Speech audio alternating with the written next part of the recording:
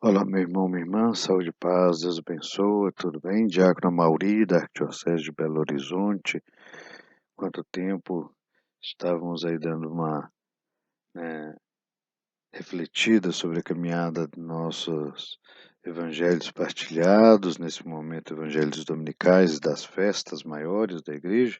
Hoje, então, dia 6 de agosto, nós meditamos a festa do Senhor, Bom Jesus. A festa de Bom Jesus é a festa da transfiguração, transfiguração de Jesus.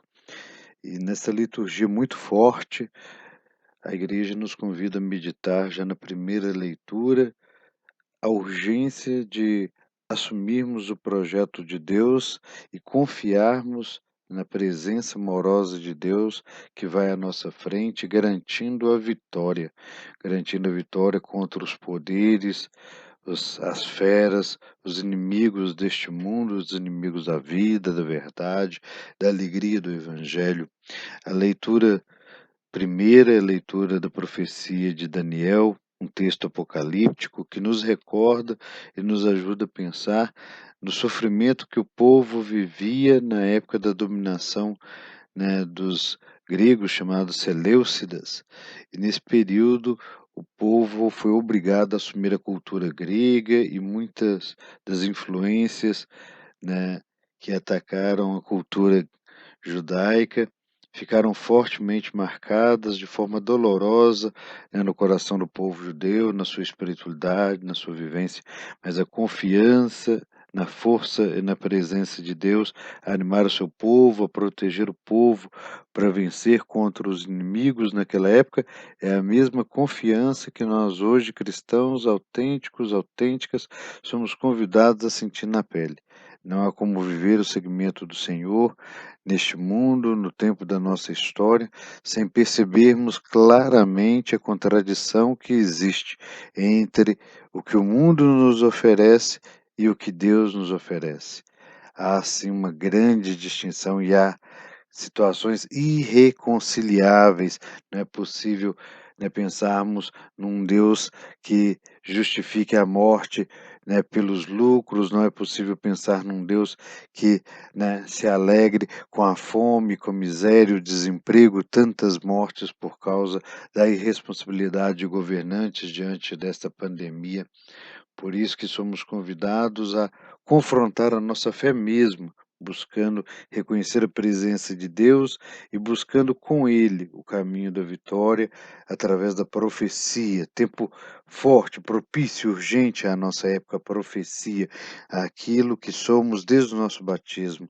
Profetas e profetisas denunciando o que é contra o Evangelho, ações, palavras, contra o Evangelho e anunciando todas as ações boas, geradoras de vida, que fazem eco ao Evangelho.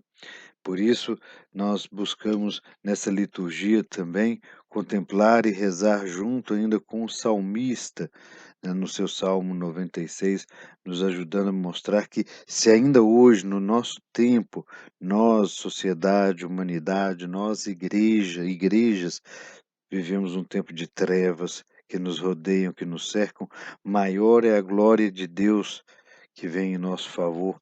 E se somos homens e mulheres que vamos caminhando na direção de Deus, construindo o seu reino, desde já as primícias do seu reino, colaborando na construção desse reino que é dom de Deus e reino que é reinado, que é presença de Deus em nosso meio, vida plena, farta para todos e todas. Esse reino, ele se manifesta de forma forte, como vimos no texto do evangelho desse ano B, Evangelho de Marcos, na pessoa de Jesus. Jesus, o Filho amado, em quem o Pai se compraz, em quem o Pai encontra toda a alegria. Nesse texto, uma vez mais recordando, o Evangelho de Marcos nos faz essa pergunta: quem é Jesus? E quem é Jesus para nós, discípulos? E podemos estender a pergunta: e nós? Quem são os discípulos de Jesus? E mais ainda hoje, em nosso tempo, onde vemos homens e mulheres que se dizem cristãos e cristãs defendendo coisas abomináveis, como pena de morte, como armamento da população, batendo palma para situações tão horrendas como, né, as propinas de vacina, as compras, né, de vidas por nada, a destruição da natureza, tanta mazela, tanta miséria, tanta pobreza. Nós vemos que no texto deste Evangelho de Marcos, logo depois que Pedro afirma, em nome da comunidade apostólica, que Jesus é o Filho de Deus, o Messias enviado, Pedro, né, vai ser levado junto com Tiago e João para o Monte Tabor, para lá contemplar a transfiguração de Jesus, essa transfiguração que é para nós a certeza da vitória. Existe para nós hoje, no nosso tempo, sinais que nos dão esperança da vitória do nosso povo diante de tantas mazelas, tantas maldades, tantas trevas, tantos sinais de morte. Vivemos realidade de tanto medo, tanta perplexidade, homens e mulheres constituídos em dignidade, em autoridade, que deveriam proteger o povo dentro e fora da igreja, na sociedade, na política, nas forças armadas, na segurança, no direito, estão a serviço dos seus grupelhos, a serviço dos seus próprios interesses, enquanto o povo continua como um rebanho sem pastor, passando fome, morrendo de fome, e o povo sai em busca deste pão e o encontra em Jesus, no meio do deserto. Lá se manifesta a glória de Deus. E hoje, será que o povo encontra em nós a manifestação de Jesus, dos seus seguidores e seguidoras, dos seus servidores e servidoras, os cristãos e as cristãs? A Bíblia continua iluminando a luta do nosso povo, como iluminou a luta do povo da antiga aliança, do Antigo Testamento, a vencer, né, os inimigos, né, as intempéries históricas, ou usamos o texto sagrado somente para nos acomodar as consciências, só para vivermos ritualismos e espiritualismos vazios de compromisso com a vida e com a história? É necessário que a transfiguração de Jesus também nos transfigure e arranque de nós, como arrancou de Pedro e dos outros apóstolos, Tiago e João, o medo, porque não entendiam o anúncio de Jesus, que era necessário descer da montanha, ir às planícies e de lá ir a Jerusalém, aonde o Filho do Homem, por amor da humanidade, iria entregar a sua vida livre e espontaneamente, para que todos nós tenhamos vida e vida em abundância. Pois Jesus é o bom pastor, o bom Jesus, aquele que dá a vida por suas ovelhas, para que nenhuma se perca de forma definitiva e plena, mas tenha vida e vida em abundância, com dignidade. Esse texto então nos convida que hoje é urgente irmos ao encontro dos irmãos e as irmãs nas dores deste mundo. É lá que Jesus está.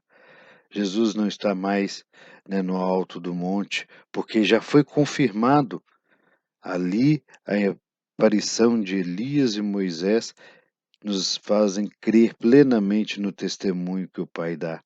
Jesus é o cumprimento das promessas da antiga aliança.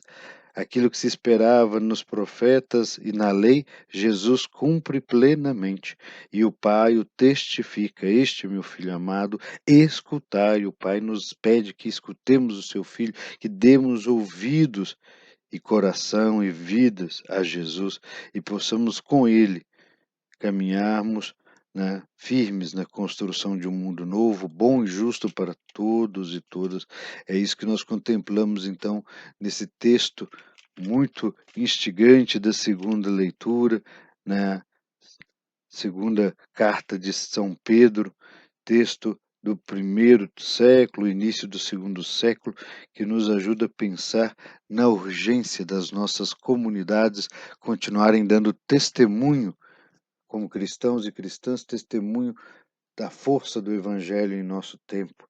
Não deixar que o esvaziamento, né, que nos assombra no nosso tempo, né, soterre a força do Evangelho. E esvaziamentos são os mais diversos, os ritualismos, como já dito anteriormente, os espiritualismos vazios, né? a cultura midiática que vivemos, as comunicações que nos conectam, mas não nos aproximam, não nos tornam, né, complacentes, compadecentes, unidos na dor. Pelo contrário, nos fazem indiferentes, distantes uns dos outros. Eu não gosto, vou lá e bloqueio. Eu não gosto, vou lá e excluo da minha lista de contatos. Somos mais do que lista de contatos, somos homens e mulheres, corpos, somos sentimentos, somos alma, filhos e filhas de Deus, e precisamos resgatar isso e viver nessa grande fraternidade, nessa grande irmandade que vai em busca da construção de um mundo novo, bom e melhor para todos. Pois é isso mesmo, celebrando esse mistério da transfiguração de Jesus, nós vemos não só essa transfiguração diante dos discípulos ali narrados no texto bíblico, mas a transfiguração de Jesus, que é a promessa de vitória de Deus para todos e todas nós, e somos convidados a também transfigurar as nossas realidades e assumir que o caminho crucial passa pela cruz. A cruz, o sofrimento, a entrega, a doação, a fraternidade, o perdão, o diálogo, a sinceridade na busca de um mundo novo a partir dos valores do Evangelho. Por isso é necessário estarmos atentos, ouvintes a esse Evangelho e deixar que ele nos transforme de dentro para fora. Que assim seja, meu irmão, minha irmã, com a graça do Deus bondoso e misericordioso, as bênçãos desta festa de Jesus, do bom Jesus, que ele nos abençoe, ele que é Pai, Filho e Espírito Santo. Amém.